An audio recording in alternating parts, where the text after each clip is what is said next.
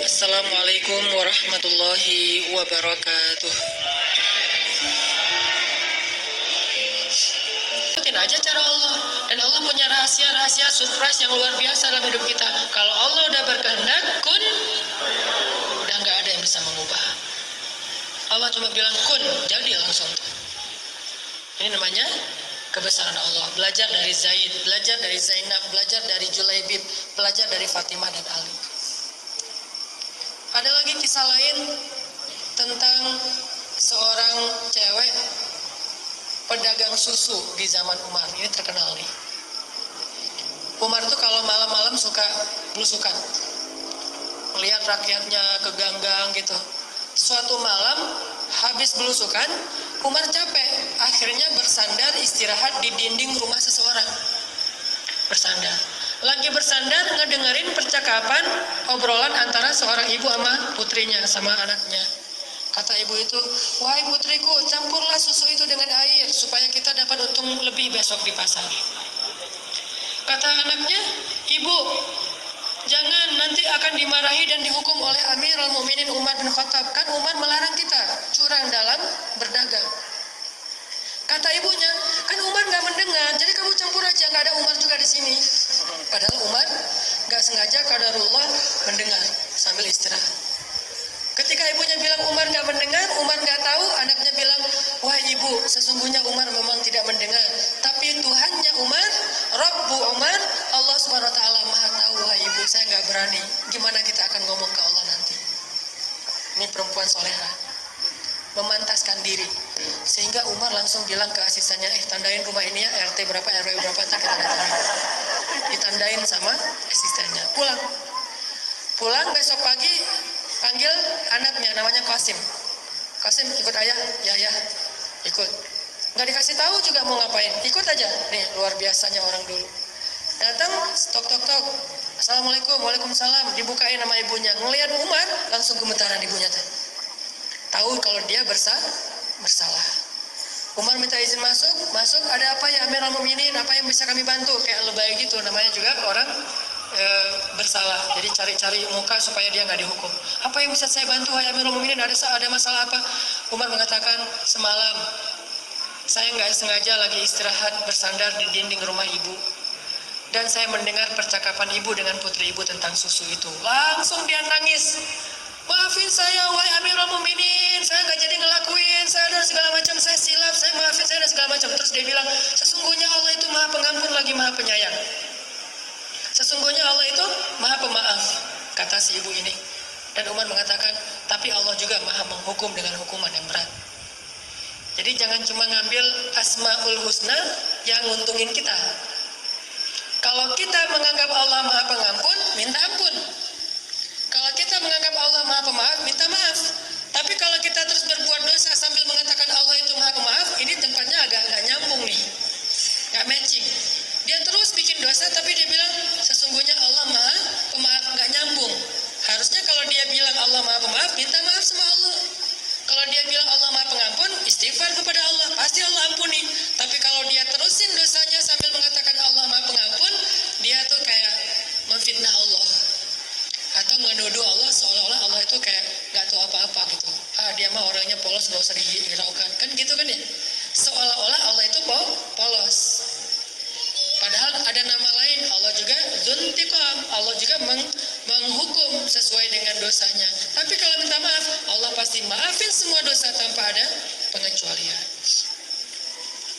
Allah Maha Pengampun, Allah Maha Pemaaf, wahai Amirul Mukminin. Kata Umar, tapi Allah juga Maha menghukum. Ya saya tahu, maafin saya. Kata Umar, udahlah kalau kamu udah maaf, saya maafin. Tapi saya datang ke sini bukan pengen ngusut masalah itu. Saya takjub, kagum sama putri ibu. Putri ibu itu putri yang soleha. Ibu beruntung punya putri kayak dia, dan saya akan sangat beruntung punya calon menantu seperti dia. Langsung ibu ini kaget, mau menikahkan putranya Umar dengan perempuan tersebut. Sehingga ibu ini langsung manggil putrinya, siapa gitu namanya, panggil, datang ke sini. Terus Umar bertanya, wahai putriku, saya ingin menikahkan putra saya kepada kamu jika kalian dua-duanya setuju. Ini pernikahan dalam Islam. Bukan orang tuanya yang setuju, tapi anaknya. Sehingga Umar bilang kepada anaknya Qasim, coba kamu lihat kepada perempuan itu, apakah kamu tertarik dilihat malu-malu gitu. Dan dalam hadis Nabi, kalau kita pengen menikahi seorang perempuan, kita boleh melihat dia, kepoin Instagramnya, itu boleh. Makanya postingin di Instagram sesuatu yang boleh dilihat. Kan ada sahabat yang pengen nikah dengan seorang cewek tapi nggak pernah ngelihat ceweknya. Sehingga Nabi bertanya, kamu udah ngelihat orangnya? Belum ya Rasul. Ya udah lihat. Akhirnya kata dia, saya pun mencuri-curi pandang. Mencuri-curi pandang bahasa kita stalking.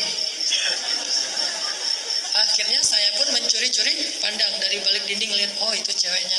Udah lihat? Udah ya Rasul, gimana? Saya terima, ya udah nikah. Nih, Umar nyuruh anak laki-lakinya ngelihat ceweknya dulu. Jadi yang ditanya laki-lakinya dulu. Jangan perempuan dulu. Kalau perempuan udah setuju, tiba-tiba laki-laki nggak setuju, kasihan. Perempuan perasaannya lebih peka. Mending laki-lakinya ditolak daripada cewek yang ditolak. Ini etika Islam. Umar tanya ke anaknya, gimana? Saya terserah ayah. Oke, berarti ya. Baru tanya ke perempuannya. Nah, gimana? Kamu mau nikah sama putra saya? Ibunya langsung motong. Wah, siapa yang nggak mau? Insya Allah dia setuju, wahai para mukminin. Ibunya yang ngomong. Kata Umar, bukan kamu, tapi anak kamu. Ibunya ini agak-agak ceplas-ceplos gitu ya. Oh iya, ya.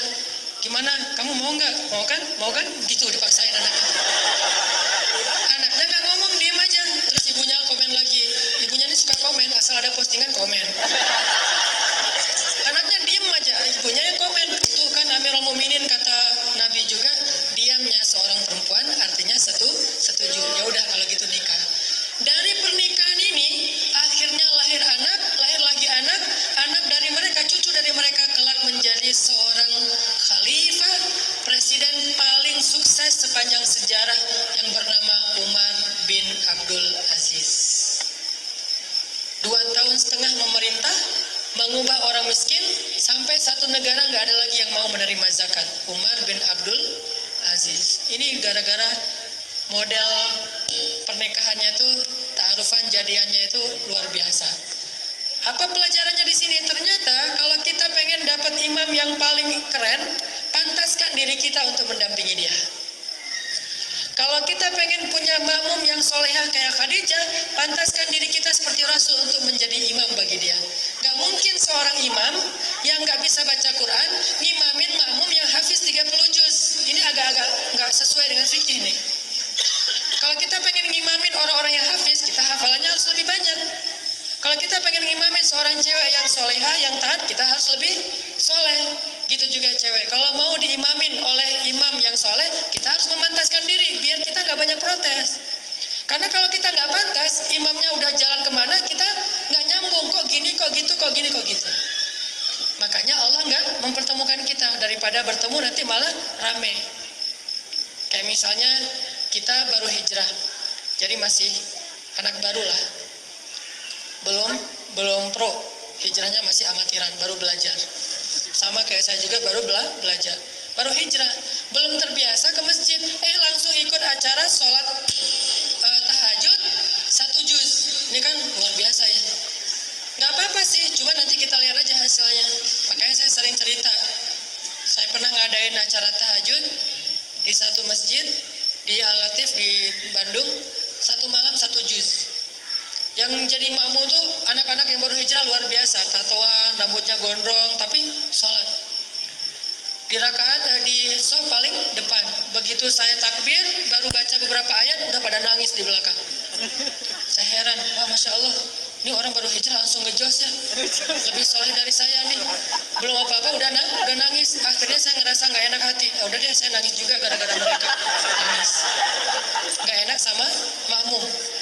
Nangis saya, dan nangis juga. Nangisnya luar biasa. Begitu selesai sholat saya tanya, kok kalian bisa gitu ya sholat khusyuk banget sampai nangis-nangis segala? Ustadz, itu bukan khusyuk kata mereka. Ustadz bacanya kepanjangan. Ini nih, kalau nggak nyambung makmum sama imam. Kenapa kok kita pengen punya imam yang sholat tapi belum datang juga? Karena mungkin kita belum menjadi seperti perempuan itu yang memantaskan diri buat dia. Kecuali kita pengennya yang biasa-biasa aja, besok juga bakalan datang. Karena kita pengennya terlalu tinggi, idealis, keren, berarti kita juga harus minimal mendekati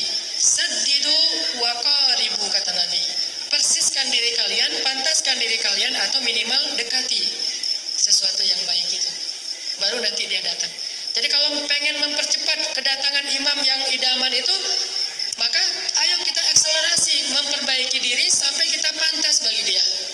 Kalau pengen cepat bisa diterima lamarannya oleh seorang cewek yang idaman banget, maka pantaskan diri kita untuk ngimamin dia. Itu pesan dari adegan antara Umar dengan perempuan penjual susu. Ini cerita-cerita orang yang luar biasa. Cerita-cerita kayak gini tuh terjadi dan banyak hikmahnya. Kita belajar dari mereka.